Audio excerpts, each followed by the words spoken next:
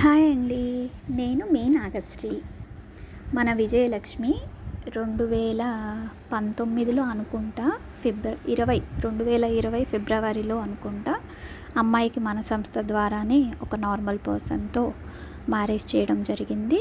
తనకి శనివారం మే 16వ తారీఖున బ్యాటరీ వెహికల్ ఇస్తామని చెప్పి ఇన్ఫర్మేషన్ వచ్చిందట. తను ఇంతకుముందు మనం పెళ్లి చేసిన కొత్తలో మంగళగిరిలో నివాసం ఉండేవారు.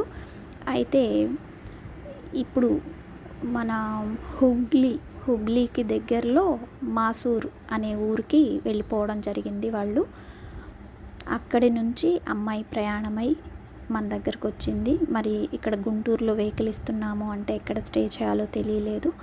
మేడం, ఇది నా సిచ్యువేషన్ అంటే వెల్కమ్ అమ్మ, రమ్మని చెప్పాను.